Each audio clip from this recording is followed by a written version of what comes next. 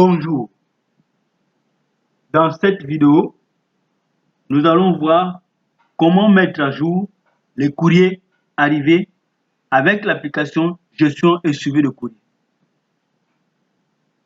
Je vais donc ouvrir ici.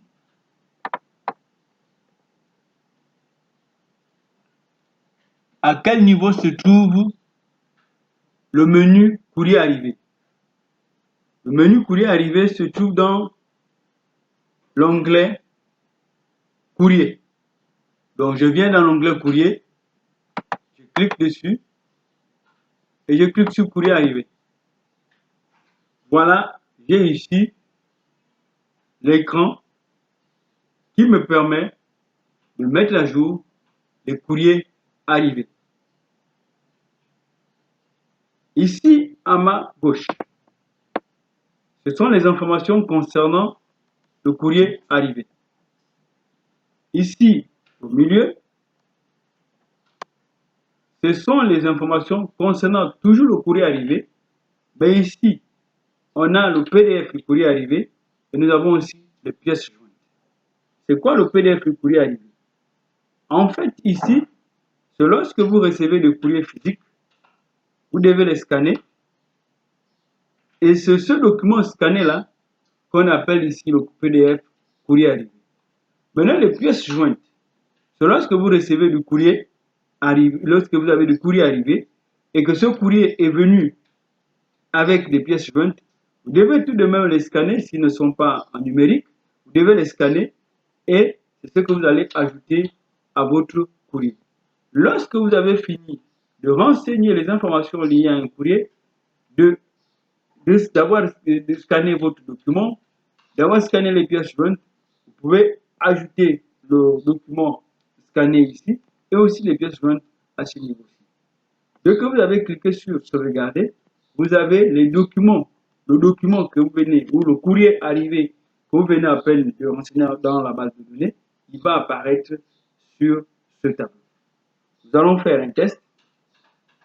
J'ai un courrier avec moi sur les yeux que j'ai déjà aussi scanné. J'ai la date d'ordre, donc la date à laquelle je renseigne mon courrier dans l'application. C'est le 3 premier mois 2025. La date du courrier, c'est aussi le 3 premier mois 2025. Le numéro du courrier, c'est 008 bar MTP bar CM bar SG bar 10. Voilà. Le nombre de pièces jointes, une pièce jointe. La forme du courrier, c'est un courrier administratif. Le sujet du courrier, proposition de fonctionnement, proposition.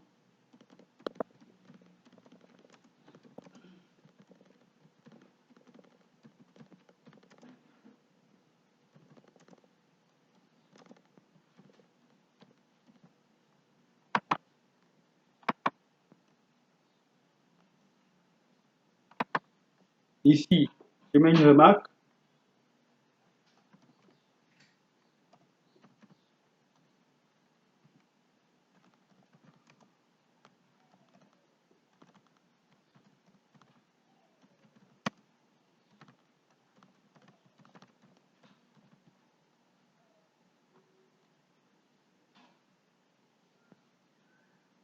La nature du courrier, c'est une circulaire.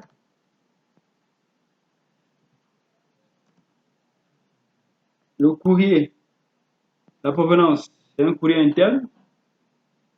La catégorie, c'est un courrier normal.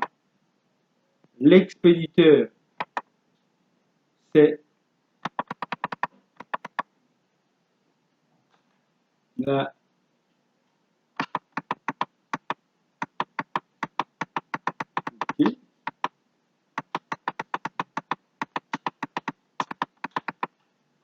la D, section informatique.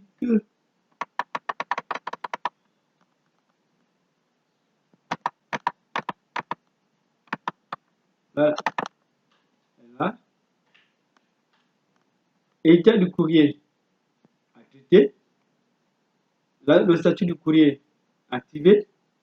Je vais prendre ici, chercher le document que j'ai scanné.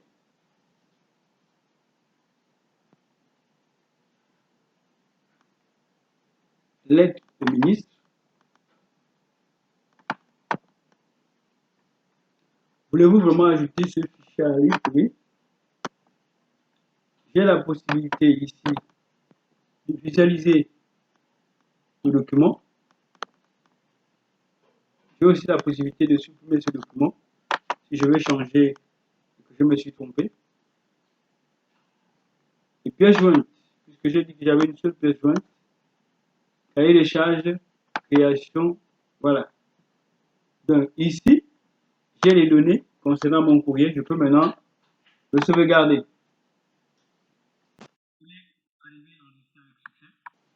Et le courrier apparaît à ce niveau avec pour numéro d'ordre 29, l'année 2025.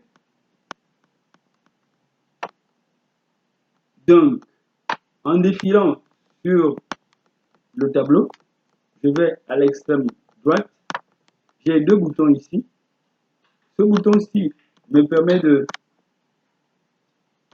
voir la fiche ou la carte de mon courrier. Donc, je clique dessus, j'ai la fiche du courrier arrivé,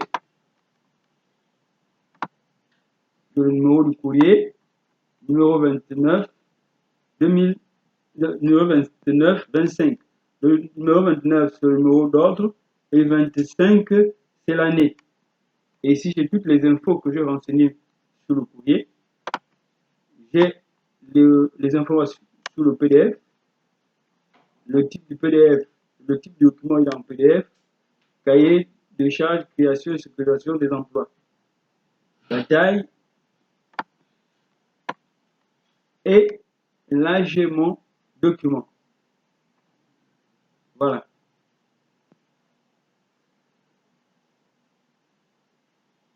OK? Je peux fermer. Maintenant, on peut faire toutes les opérations que nous pouvons faire au niveau de la recherche en particulier. Ici, je peux imprimer la liste de mes courriers d'une manière générale. Donc, tous les courriers qui existent dans la base de données concernant, bien sûr, il y a une précision que je n'ai pas faite, que je vais faire tout de suite. Ces courriers concernent seulement les courriers qui sont arrivés à la direction de l'utilisateur UT1. S'il y a une autre direction, par exemple la direction de l'informatique, qui a expédié ce courrier ou qui a envoyé ce courrier à la direction de l'utilisateur UT1, une autre direction ne peut pas voir ce courrier seulement si on ne donne pas la possibilité. On verra dans la suite comment donner la possibilité à une autre direction de pouvoir voir ce courrier. Donc ici, j'ai la possibilité de faire une recherche pointue. Je choisis, je coche ici. Si je cherche les courriers qui ont commencé du 1er au premier mois 2025 au 31, vous allez voir qu'il va rester un seul. Voilà. Nous avons le courrier avec le numéro d'ordre 29. Si nous cliquons sur imprimer, la liste ne sera plus générale. Elle est du 1er 2025, janvier 2025 au 31 janvier 2025. Voilà ce qu'on a comme courrier.